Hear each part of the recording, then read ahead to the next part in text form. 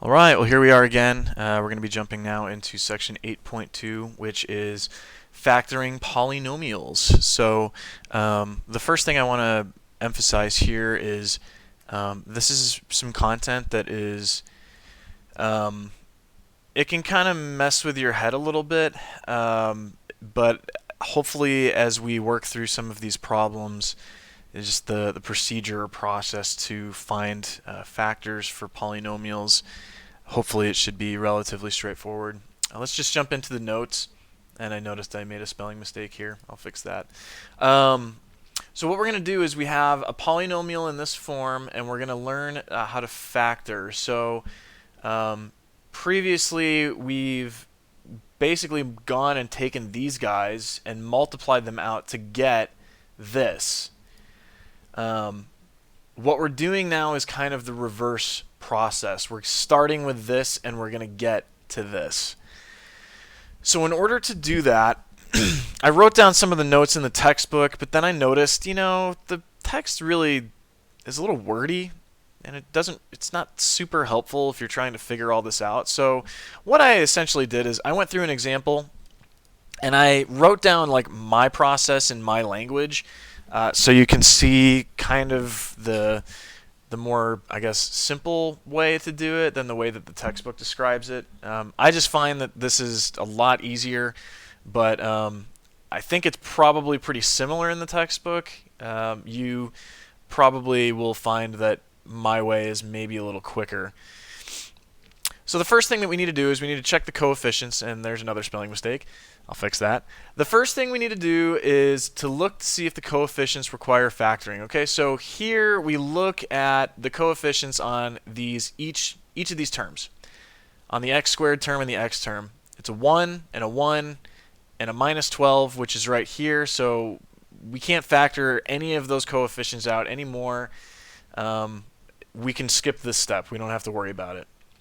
There will be a problem that we go through near the end of our time where we actually will have to factor out. Okay, so now that we've factored that out, what we need to do is we look at this last coefficient. So this constant term. We look at this. It's a negative 12. And so what we're going to do is we're going to find all of the factors of negative 12. So I went ahead and just listed them out. Remember, you have to do both negative and positive of both numbers. So for any combination, so the digits 1 and 12, you'll actually have two possible cases. You'll have a negative 1 and 12 and a positive 1 and a negative 12. Okay? We just keep going listing factors. Negative 2 and 6, positive 2 and 6, this should be a negative 6. I'll change that. Negative 3, positive 4. Positive 3, negative 4. Okay, so those are all of the factors. Once we get to this point, what you'll see is I usually start with the negatives and work my way up. The last line has a 3 and a negative 4, so these guys right here, because they're separated by not so far of a number, well, in reality it's just a digit that's 1. 3 and 4 is just separated by 1. When you get to the point where they're pretty close to each other, you're likely done finding factors. You probably won't have to find any more. Sometimes it works out where you have numbers that they're separated by maybe like 4 or 5, and that still is sufficient. You're still going to be done. It's just a good way of like saying, hey, I think I'm done with finding factors. Okay, so now that once we found the factors, what we're going to do is we're going to add those factors up. So next line, I screwed this up. This should be a negative 4. Okay, I'm just telling you right now. It doesn't really matter in the context of this question, purely because, well, you'll see. So when we add the factors up, what do they equal? The question is, so if you want, you can actually combine the previous step up here and just have like another line or column right here with just your added factors. So if I add all these up, I'm going to get a positive 11, a negative 11. This should be a positive 8. Or sorry, this is positive 4, this is negative 4. Positive 1, negative 1. I'm going to change this in the notes so when you download it, it'll be completely fine. Don't worry about that. So the next question, now that we've got all of these, the question is, what sign do we use? Or which of these groupings do we use for finding our factors? So what we need to do is we look at the middle term right here. So what we're doing is we're essentially looking for a positive 1 in what we just added up top here. So we look from the sum from the previous step that gives us a positive 1. We look at the middle term, it's positive 1x.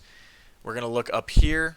We find that this guy right here is going to give us a positive 1. So the factors are going to be a minus 3 and a positive 4. And now, so what we do when we rewrite it, we just have that this is equal to x minus 3 times x plus 4. Those minus 3 and plus 4 factors are going to be jumped or tossed right in here next to our x's.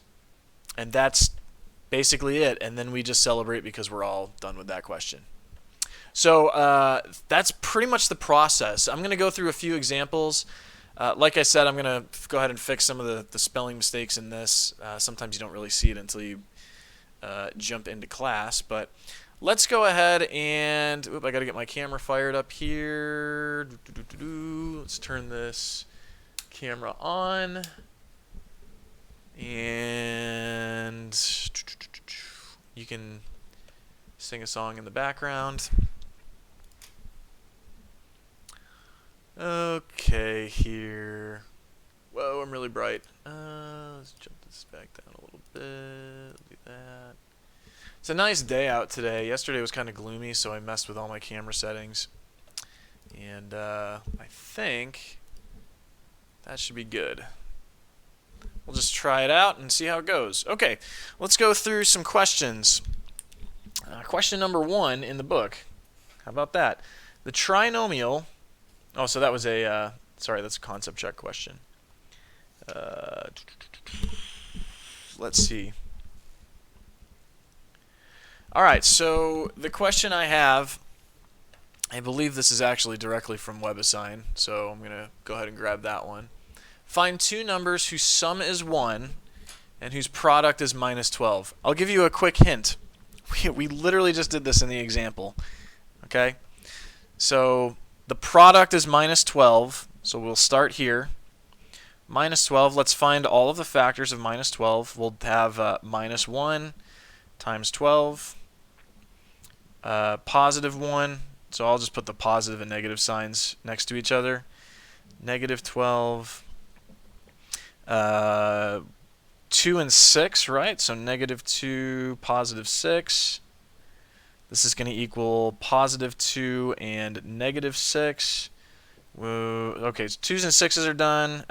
3 and 4. So minus 3 times positive 4 and minus positive 3 times a minus 4. All right, so now this is the product. Okay. Now we need to find the sum. So usually what I do is I just toss it right next to it. And positive 12 minus 1 is a positive 11. This is going to be a negative 11. This will be a positive 4. And here it is, minus 4. That was my mistake I made. Positive 1 and a negative 1. Okay. I like putting the positive and negative signs next to the numbers, and the reason why is because it helps me when I am factoring to just see immediately.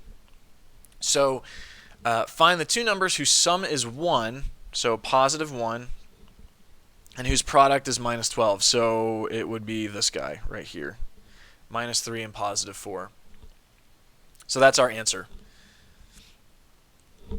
All right, let's jump to the next question. We'll go ahead and start doing a few factorings. Question 14. This is straight out of the textbook. They're asking us to factor x squared plus 5x plus 6. Okay. I'll give you a quick hint. If you see just a 1 in front of this term here, usually you're not going to have to factor any kind of numbers out in front. So we pretty much are really just going to be working with this 6 here. So let's go ahead and find that. Let's do the product, or the factors of 6. So we have 6 is equal to a -1 times a -6. So this is the product right here. We have 6 equal to a +1 times a +6. 2 and 3, right? -2 times a -3. Don't forget the negatives when you have a positive.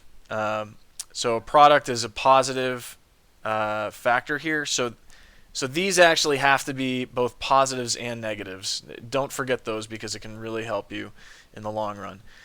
Okay, so then this is going to be +2 times a +3. So these are all the factors of 6.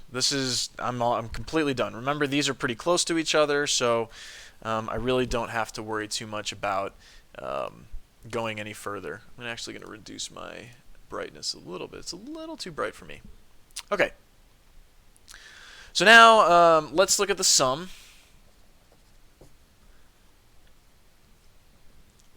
So when we add these up, we have -6 minus 1 is a -7, +6, +1, +7, -3 minus 2 is a -5, +3 plus 2 is a +5. Okay? So now what we're looking at is this term right here. The +5, we want it to match up with the sum. It's going to be that guy, so these are going to be our factors. So in other words, our factors are going to be x plus 2 and x plus 3. So this is equal to that. And if you want to check it, you can go ahead and multiply these out by using the FOIL method, and you should ultimately get down to the answer, same answer. All right, let's go ahead and continue moving forward. We'll go through a couple more questions. A lot of times the factoring can get people screwed up, but again, like I said, if you follow this process, you really will not come into very many situations where you get jammed up. So here we're going to have y squared minus y minus 12. Okay. So let's look at the factors of minus 12, since this is our term right there. So minus 12. So we're looking at the product here. These are factors. Minus 12 is equal to, we've pretty much already done this one, so I'm going to go ahead and just try to write these out here pretty quick.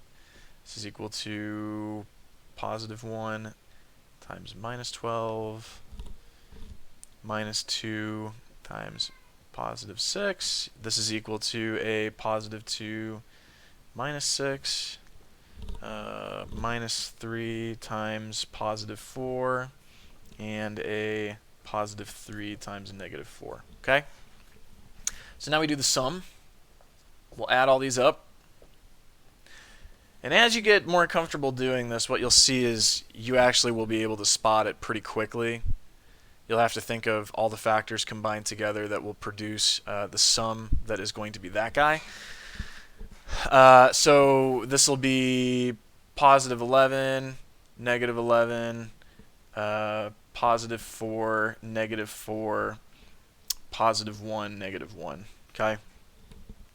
So now I'm looking at the coefficient. This is going to be a -1 here, right? Look at the coefficient, -1, -1, which means we use these factors. So this is going to be y plus 3, y minus 4. And the order doesn't matter. This is literally the same thing as y minus 4 times y plus 3. It's the same thing. Doesn't matter. You can put it in whatever order you want. It shouldn't make a difference. Okay. So that is pretty much it.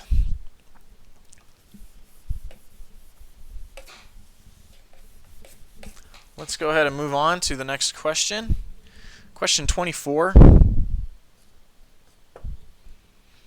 We've got y squared minus y. Oops, sorry. That was, we just literally did that one. Hello. Rob, flip your page. That's okay. 29. Z squared minus 14z plus 45. 45, holy cow. All right, so let's do 45. This is equal to, so again, product here. And 45 is equal to a negative 1 times positive 45. We're going to have positive 1 times a negative 45. 3, negative 3 times a positive 15. This is going to be 3 times negative 15. Sorry, I'm not including my signs like I said I would.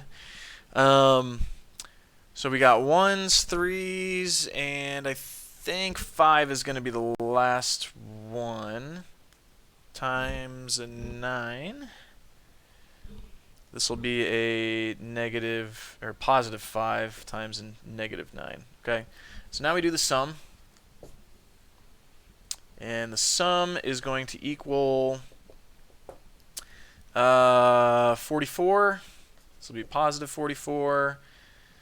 Negative 44, what is this, positive 12, that right there is going to be negative 12, positive 4, and a negative 4. Okay? So now, wait a minute, did I miss something? 14, oh my gosh. There we go. Real special.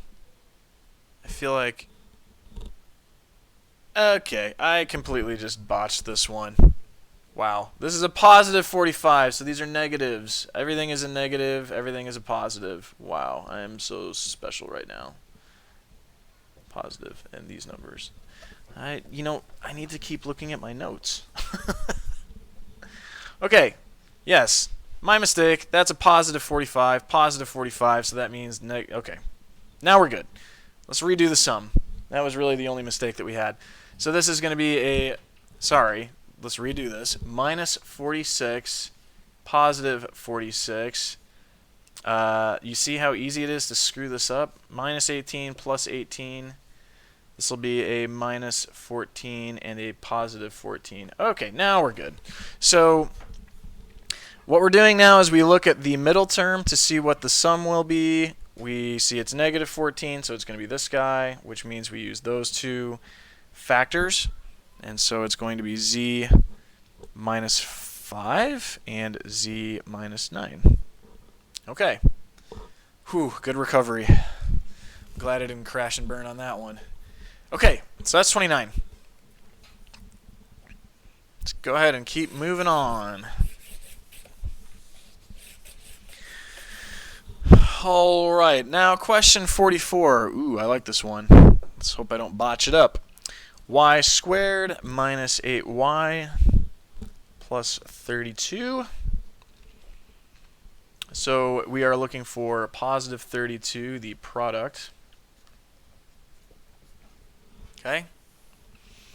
So this is, let's start with 1 and work our way up, just like we did before. Minus 1 times a minus 32. Positive 1 times a positive 32. We can do 2 and 16. Positive 2 times positive 16. Let's see, 3. 3 does not go into it. 4 does. Negative 4 times 8. Negative 8. And positive 4 times positive 8. Okay? And I think that is it. 5 doesn't go into 32, 6 doesn't go into 32, 7 doesn't go into 32. Yep, we're done. Okay, so now we do the sum. So this is going to be a minus 33, positive 33, minus 18, positive 18, negative 12, positive 12. All right, now we look at this. Uh-oh. Notice, this is a negative 8, And none of the sums here equal -8. So what does this mean? It's non-factorable. Well, actually, it could mean two things. It could mean A, I made a mistake here, and I didn't, although that has been the trend today. And B, the other thing it could mean is that it's just non-factorable if I didn't make any mistakes. So because I didn't make any mistakes, it must be non-factorable. We can't separate this into its separate components. When we get to intermediate algebra, there is actually a way of finding the factors of something like this that you cannot factor, but we do not need to worry about that right now. Okay, let's go ahead and find the answer to question number 72. 72.